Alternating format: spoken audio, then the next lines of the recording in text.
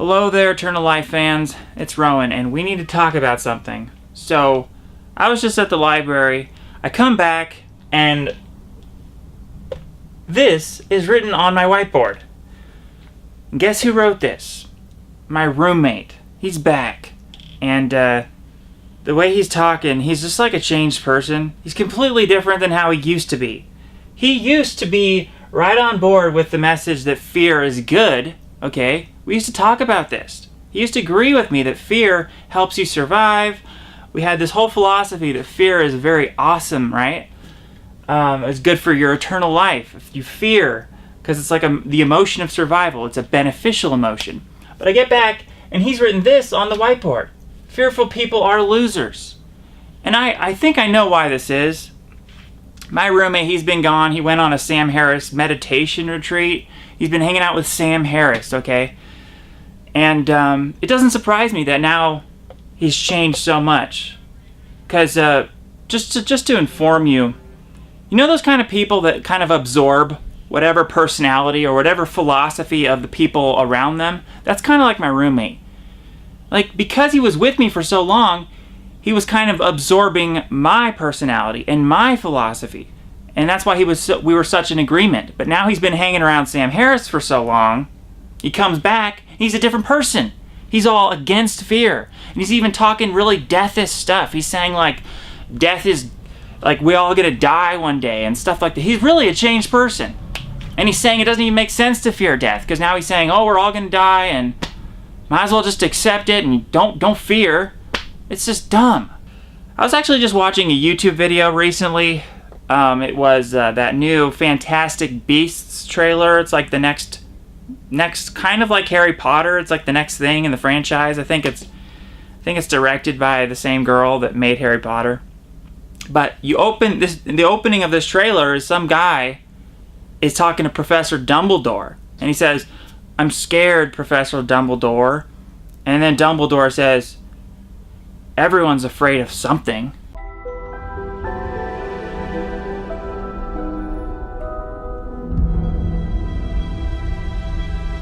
I'm scared, Professor Dumbledore.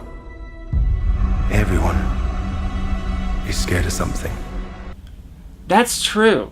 I think people who try to deny that they don't fear, or they're just lying. Everyone's afraid of something. What's really different about us is, what are you prioritizing as your top fears? So, like, I prioritize death as my top fear. And then maybe right under that, the fear of God. Or maybe those things are equal to me. But, you know, a lot of people fear other things. Like, a lot of people would fear, being a social outcast. Maybe they would fear, being poor. Maybe they would fear being alone, right? These are types of things people fear. Everyone has a pyramid, a structure of things they fear. So really, it's about what's at the top of your pyramid. I think fear of death and the fear of the hypothetical God are good types of fears to put at the top of your pyramid. And other people, I think they're fearing things, their fears are all like their priorities. Their priorities of fear are all messed up. And that's not going to help them live forever. Another popular fear, I think, would be the fear of, like, failing at your dream, like your biggest dream. Whatever your biggest dream is. Imagine failing at that. I think that's a thing people fear. Like, my dream is living forever. And I definitely fear failing that dream. The point is, I think fear, just having fear about something, it shows that you care about something. It's like you have something to lose. Right? A lot of people maybe like they fear, fear shows you have something to lose. And if you don't fear, it's as if you're one of those like psychopathic people. You're deranged. You're like like a Joker, like the Joker. He's like a fearless type of person. I associate fearlessness with those type of dangerous type of people. Like fearless people scare me, because if you have nothing to lose and you're not afraid of death, then you're kind of a dangerous person, or those people in Clockwork Orange. You know that movie, the Clockwork Orange movie? These like psychopathic people. Those are the type of people I associate with fearlessness. Okay? Or like some shooter, a guy who does a shooting, right? Like Elliot Rogers or something. Because they don't even fear their own death. And when you don't even fear your own death, you're a dangerous type of person to be around, because you're just going to go out and maybe you'll do something crazy because you're like, it's a nihilistic thing. To have no fears, it shows you don't care, and it's like a nihilistic philosophy to not fear anything, to not care about anything. It's all very associated with that. So, like, fear is awesome. That's what I'm saying. So this doesn't make any sense, and my roommate has completely changed. It's crazy. Another reason I think people lose their fears is because, like, the Sam Harris thing. Okay, there's these people that get brainwashed into a kind of Middle Eastern philosophy of non-attachment. We're all aware of this, like, non-attachment philosophy. It's very associated with Middle Eastern Buddhism. Alan Watts. Just listen to Alan Watts, and he'll always kind of put fear in a negative light. Like, we shouldn't fear. Fear is something we need to overcome. We get over that fear, kind of be non-attached to things. But I'm like, no. That's a bad philosophy. Fear, we should be attached to things. You want to have in your life things that are important to you. Important to you wouldn't want to lose these things. And if you have things you don't want to lose, you're automatically going to fear. You're going to fear the loss of those things. And the top thing we should fear the loss of is the loss of our own life. And the loss of the life of the people we love. It's like life is the real treasure here. And fear helps us preserve that life. You get what I'm saying here? I hope I'm making sense. Like, have you seen the movie Inside Out? Okay, that Disney Pixar movie. And in the Inside Out movie, there's this girl, okay, Riley, I think is her name, and she, they go in her head and she has these emotions. And one of them is fear. Okay? Fear. It's there in her head. It's an emotion that's helping her survive. She had fear, anger, disgust, joy, and sadness. I think those are the five. So, what would a person be without fear? They would be a broken person. They would be incomplete. Fear is part of the whole package to a healthy mind.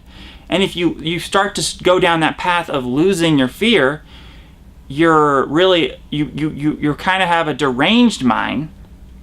That's a scary thing to me.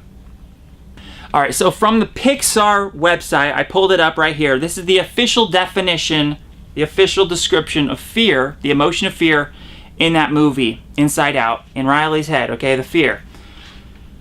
It says, fear's main job is to protect Riley and keep her safe.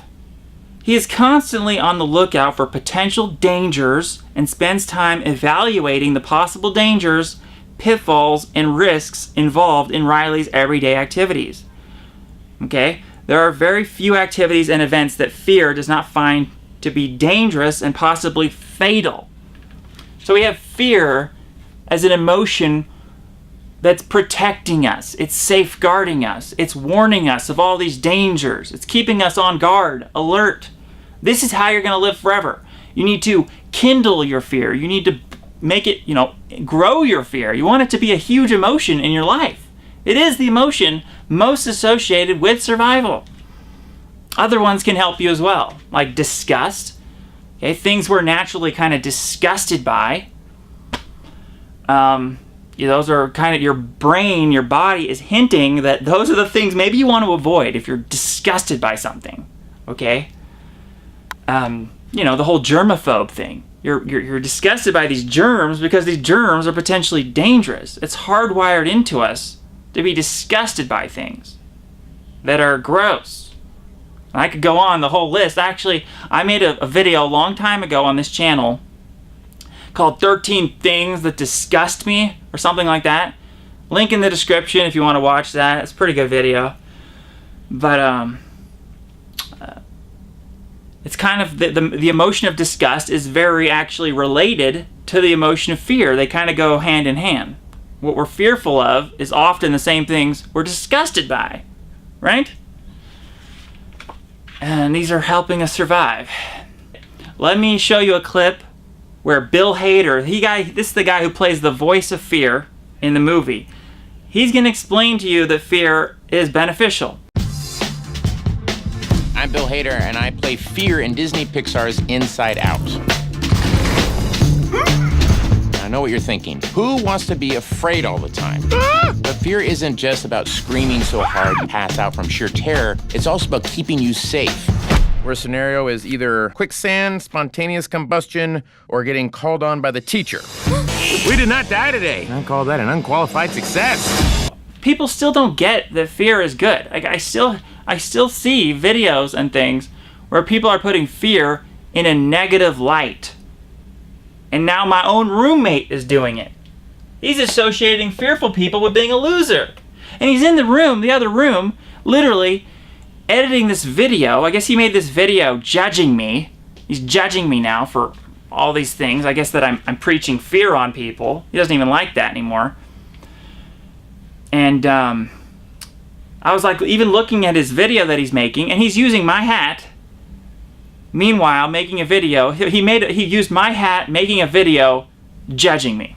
Very, very nice. Okay. But anyways, he can judge me if he wants. I don't care. It's not going to change my mind that fear is a good, positive emotion. So, just to leave you with this is that we should change this. I'm going to change this right now. Fear, check this out. Fearful people, smart. Fearful people are smart.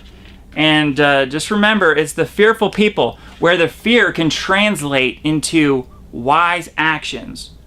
If the fear without the actions is kind of worthless, kind of pointless. It's really about the actions. But the fear, if it moves you to act wisely and avoid all these dangers in life, it's obviously going to help you live forever. So it's the fearful people that are more likely to live forever. And I don't really know any other way to say it. It's kind of obvious at this point. It's like, think about all the movies and the children's stories and just all these fairy tales that we've been indoctrinated with as little kids, okay? But it's a good type of indoctrination. Think about the Three Little Pigs. This whole story is about how fear helps you survive. It was that third little pig who built his house out of bricks. Okay, because he had the fear, and that fear translated into action, wise action, preparedness. He's the pig that survived because he had enough wisdom to fear the big bad wolf. And it was the stupid little pigs that were building their house out of straw and sticks. They ended up dying. Okay, this message has been taught to us. It's in our face that fear is a good emotion of survival. So listen to that wisdom. It's very ancient. It's everywhere. It's in the Aesop's fables. It can go on and on. All right, so what fear? What do you fear? That's my question for the audience. What do you fear? Write that in the comments. What's at the top of your fear pyramid, okay? We all fear something. Dumbledore was right, but what do you fear the most? What do you think is the most intelligent fear to put at that top of the pyramid? Okay? What's the most, just tell me in the comments. Thank you. And may you live forever.